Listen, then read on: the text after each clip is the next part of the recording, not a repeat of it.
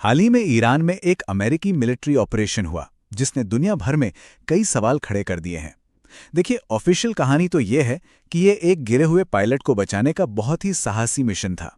लेकिन क्या वाकई यही सच था, या फिर इस कहानी के पीछे कोई और बहुत बड़ा राज छिपा हुआ है?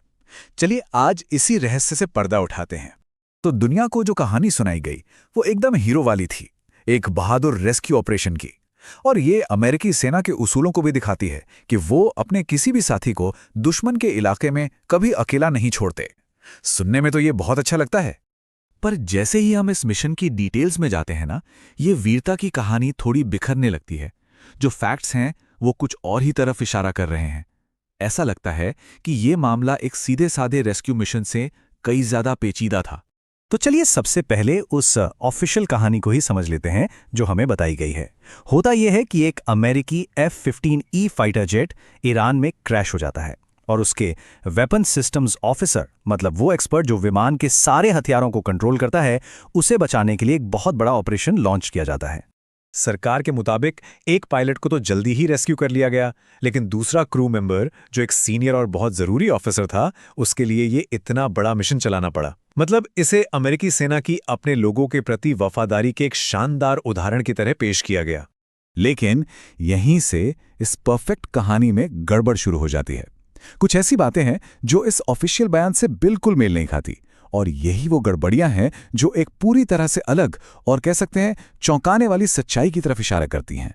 सबसे पहला और सबसे बड़ा सवाल उठता है इस ऑपरेशन में इस्तेमाल की गई मिलिट्री फोर्स के साइज पर। क्या वाकई एक अकेले आदमी को बचाने के लिए इतनी बड़ी आर्मी, इतने सारे प्लेन्स और इतने तामझाम की जरूरत थी? जरा सोचिए, आमतौर पर ऐसे सर्च एंड रेस्क्यू ऑपरेशन में छोटे तेज तरार हेलीकॉप्टर इस्तेमाल होते हैं जो रडार से बचकर फटाफट अपना काम करके निकल जाएं। लेकिन इस मिशन में दो भारी भरकम MC-130 ट्रांसपोर्ट प्लेन्स भेजे गए। ये प्लेन बहुत बड़े होते हैं और इन्हें छुपाया नहीं जा सकता। इनका इस्तेमाल एक आदमी को बचाने के लिए, ये बात कुछ हजम नहीं होती। और अब आते हैं इस कहानी की सबसे बड़ी पहेली पर, लोकेशन। जिस जगह पर यह मिशन हुआ वहीं इस पूरी रेस्क्यू की कहानी को भरोसे के लायक नहीं छोड़ती। ये नंबर देखिए, 200 किलोमीटर। ये सिर्फ एक नंबर नहीं है, ये वो फासला है जो ऑफिशियल कहानी और असलियत के बीच खड़ा है और इस पूरी कहानी पर एक बहुत बड़ा सवालिया निशान लगाता है। सोचकर देखिए, एक प्लेन एक जगह क्रैश होता है और उसे बचाने वाली टीम उससे 200 किलोमीटर दूर लैंड करती है। क्या कोई ये उम्मीद कर सकता है कि एक घायल पायलट दुश्मन के इलाके में इतनी लंबी दूरी तय करके रेस्क्यू टीम तक पहुंचेगा? मतलब ये किसी भी लॉजिक में फिट ही नहीं बैठता। तो अगर असली टारगेट वो पायलट नहीं था तो फिर क्या था? सारे सबूत एक ही तरफ इशारा कर रहे हैं, एक ऐसे टारगेट की तरफ जिसकी स्ट्रैटेजिक इंपॉर्टेंस उस पायलट की जान से कहीं कहीं ज्यादा थी। मिशन का लैंडिंग जोन ईरान के सबसे जरूरी न्यूक्लियर प्लांट इस्फहान से सिर्फ 25 किलोमीटर की दूरी पर था। इतनी सटीक लोकेशन का चुनाव, इसे सिर्फ एक इत्तेफाक मान लेना बहुत मुश्किल है। तो आखिर ये इस्फहान इतना खास क्यों है? आसान भाषा में कहें तो ये ईरान के न्यूक्लियर प्रोग्राम का दिल है। यहीं पर जमीन के बहुत नीचे गहरी सुरंगों में ईरान का सबसे कीमती खजाना, उसका एनरिच्ड यूरेनियम छिपा हुआ है। और ये कोई अटकलबाजी नहीं है। The bulletin of atomic scientist जैसे दुनिया के जाने माने साइंटिफिक जर्नल्स इस बात को कंफर्म करते हैं कि ईरान ने अपने सबसे कीमती और हाईली एनरिच्ड यूरेनियम को महफूज रखने के लिए इस्फहान की इन्हीं सुरंगों में भेजा था। और इंटरनेशनल एटॉमिक एनर्जी एजेंसी यानी IAEA के रिपोर्ट्स बताती हैं कि इस्फहान में करीब 450 किलो यूरेनियम है, जिसे 60% तक एनरिच किया गया है। ये लेवल न्यूक्लियर बॉम्ब बनाने के लिए जरूरी शुद्धता के बहुत करीब होता है। तो असली खजाना ये था। तो चलिए अब इन सारे टुकड़ों को एक साथ जोड़कर देखते हैं। जब हम इन सारी गड़बड़ियों को यूरेनियम पर छापा मारने वाली थियरी के नजरिए से देखते हैं तो अचानक सब कुछ एकदम साफ हो जाता है। एक पूरी तस्वीर उभर कर सामने आती है। इस टेबल पर जरा गौर कीजिए। 2 C-130 प्लेन्स एक रेस्क्यू के लिए तो बिल्कुल बेमतलब हैं, लेकिन यूरेनियम निकालने के लिए भारी मशीनें और सैनिक लाने के लिए एकदम परफेक्ट।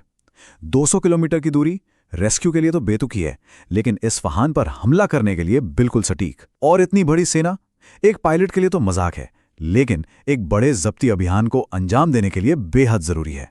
तो ये जो कथित छापेमारी का प्लान था, वो उन सभी हथियारों और सैनिकों से पूरी तरह मेल खाता है जिन्हें इस मिशन में इस्तेमाल किया गया।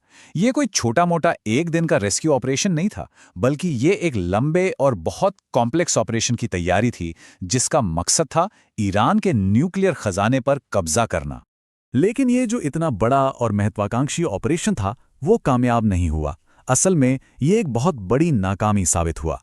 और जब कोई मिशन इतनी बड़ी तरह फेल होता है, तो सच को छिपाने के लिए एक कहानी गढ़नी पड़ती है। हुआ ये कि अमेरिकी सेना उस इलाके पर अपना कब्जा बनाए नहीं रख पाई। उन्हें हड़बड़ी में पीछे हटना पड़ा और इस जल्दबाजी में उन्होंने अपने कई कीमती मिलिट्री उपकरण भी वहीं छोड़ दिए। ये एक तरह से बहुत बड़ी हार थी। अब सवाल ये उठता है कि इतनी बड़ी नाकामी और कम से कम 7 विमानों के नुकसान को दुनिया के सामने कैसे सही ठहराया जाए। तो जवाब था, एक हीरो की कहानी बनाकर। पायलट रेस्क्यू की ये कहानी इस बड़ी मिलिट्री नाकामी पर पर्दा डालने का एक बहुत ही शानदार तरीका थी। और इस नाकामी पर सबसे ऊंचे लेवल से क्या रिएक्शन आया, जरा वो देखिए। प्रेसिडेंट ट्रंप का ये सोशल मीडिया पोस्ट किसी कामयाब रेस्क्यू मिशन के बाद की खुशी नहीं दिखाता, बल्कि ये एक बहुत बड़ी हार के बाद पैदा हुई गहरी हताशा और गुस्से को जाहिर करता है। तो आखिर में हम इसी सवाल पर लौटते हैं। जब सरकार की ऑफिशियल कहानी सबूतों के बोझ तले दबकर बिखर जाती है, तो उस झूठ के मलबे के नीचे दबी हुई असली सच्चाई आखिर क्या होती है?